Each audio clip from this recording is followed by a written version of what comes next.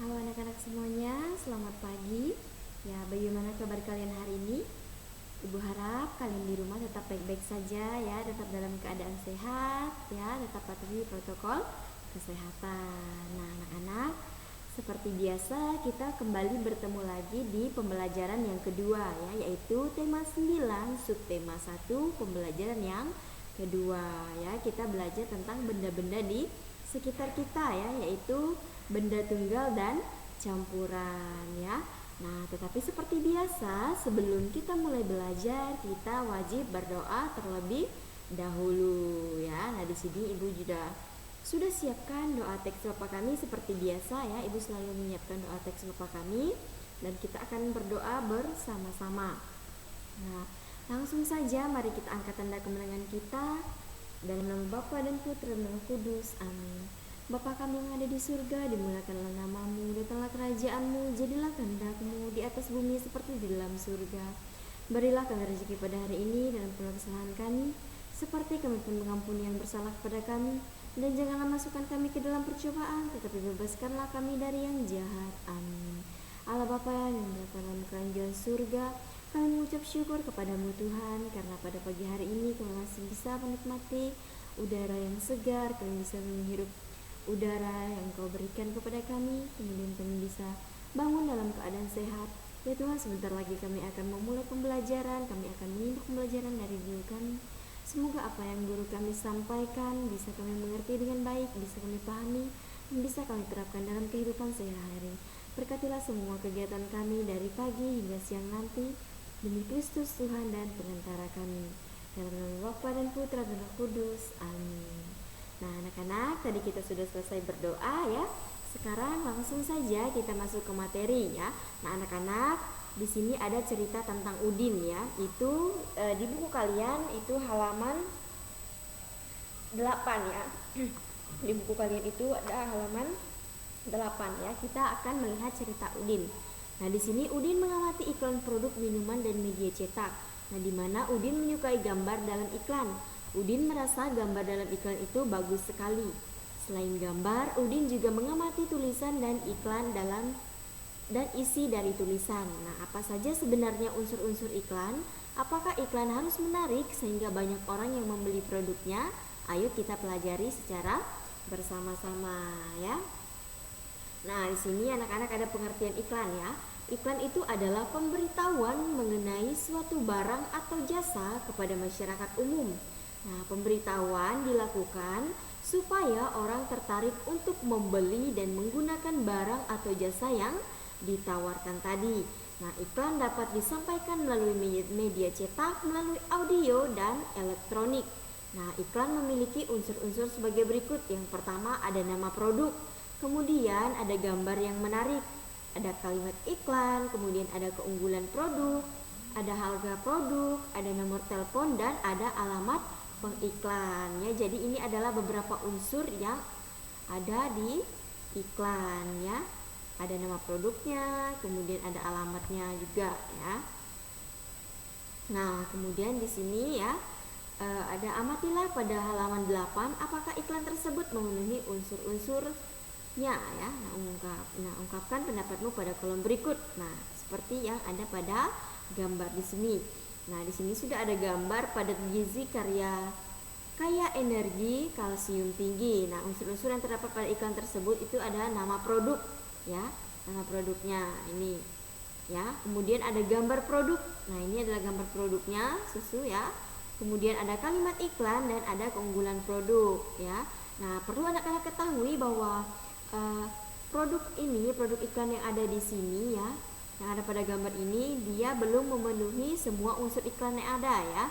Dia hanya ada nama produk, kemudian gambarnya, tetapi kalimat iklannya dan itu belum ada ya. Nah, keunggulannya itu adalah padat gizi, kaya energi, kalsium tinggi ya. Jadi iklan yang ditampilkan di sini itu dia belum memenuhi unsur-unsur yang terdapat dalam iklan ya. Nah, kemudian kita masuk ke dalam materi, yaitu membedakan zat tunggal dan zat campuran ya. Nah, kalian telah mempelajari tentang iklan dan unsur-unsurnya tadi. Nah, di sini kalian juga telah mengetahui iklan susu pada halaman 7. termasuk zat tunggal atau campuran. Nah, sekarang kita akan berlatih membedakan zat tunggal dan campuran dengan bahan-bahan berikut ya. Ikuti langkah kerjanya dengan baik dan hati-hati. Nah, langkah kerjanya yang pertama, siapkan 5 macam benda seperti kapur tulis, air garam, gula pasir, minuman kopi tumbuk, dan kawat tembaga ya. Kemudian yang kedua, amati zat penyusun kelima benda tersebut. Kemudian yang selanjutnya, tuliskan hasil pengamatanmu dalam tabel berikut. Nah, nanti anak-anak bisa membuat tabel seperti ini ya.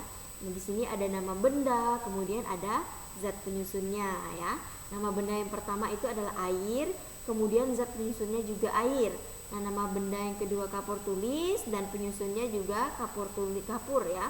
Begitu juga dengan selanjutnya ada kawat tembaga, kemudian zat penyusunnya adalah tembaga ya. Jadi nanti anak-anak bisa membuat tabel seperti ini ya kalau kalian ingin melakukan percobaan di rumah seperti yang ada pada langkah kerja di sini tadi ya. Nanti setelah itu baru kalian membuat tabel seperti ini. Ada nama benda, kemudian ada zat penyusunnya juga ya. Nah, kemudian anak-anak, zat tunggal itu adalah zat yang tersusun dari satu jenis materi.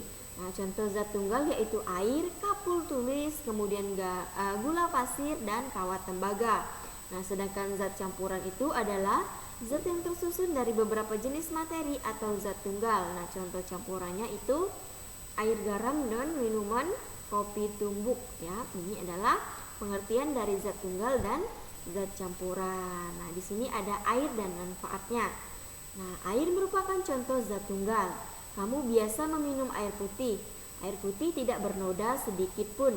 Nah, sehingga serta tidak ada warnanya ya, begitu juga jernih ya. Nah, sehingga kamu bisa berkaca dan melihat wajahmu sendiri di air tersebut. Nah, air yang murni dari air yang terdiri atas satu jenis materi saja sebagai penyusunnya. Nah, air sangat dibutuhkan oleh manusia dalam kehidupannya sehari-hari. Nah, di mana air tidak hanya untuk minum, tetapi air juga digunakan untuk berbagai aktivitas manusia. Banyak yang memerlukan air. Nah, air juga membersihkan badan dari kotoran. Di mana air untuk membersihkan badan dari kotoran, air juga untuk mencuci baju dan untuk memasak juga ya. Nah, air juga untuk menyiram tanaman atau tanah supaya tanaman yang kita tanam itu tadi tumbuh menjadi subur, dan masih banyak lagi kegunaan air lainnya ya anak-anak. Jadi ini adalah manfaat air bagi kehidupan manusia. Nah, di sini kalian bisa minum air, kemudian kalian bisa mencuci tangan, kemudian air juga digunakan untuk memelihara ikan di dalam akuarium ya. Kemudian juga untuk keperluan di sawah ya, mengalirkan air ke sawah, kemudian untuk menyiram tanaman dan minuman binatang ya. Nah, anak-anak, di sini ada lagu tentang air yaitu ciptaan Yanti ya. Nah, nanti anak-anak bisa mencari di internet ya bagaimana cara menyanyikan lagu air ini, kemudian nadanya seperti apa ya. Nanti anak-anak bisa cari sendiri di internet ya lagu tentang air yaitu ciptaannya Kak Yanti ya. Nah, kemudian di sini ada pertanyaan dari lagu tersebut ya. Nah, apa yang kamu rasakan setelah menyanyikan lagu air tersebut? Nah, perasaan saat menyampaikan lagu air karya Yanti adalah senang. Nah, setelah menyanyikan lagu berjudul Air, kita menjadi tahu bahwa air sangat penting bagi kehidupan di bumi ya. Nah, kemudian yang selanjutnya itu ada mengenal tangga nada. Nah, di sini tangga nada adalah urutan nada yang disusun secara berjenjang. Misalnya 1, 2, 3, 4, 5, 6, dan 7 ya.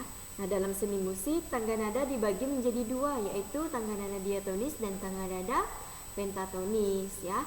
Nah, tangga nada diatonis itu adalah tangga nada yang terdiri atas 7 nada ya, di mana tangga nada itu terdiri atas beberapa jenis nada ya.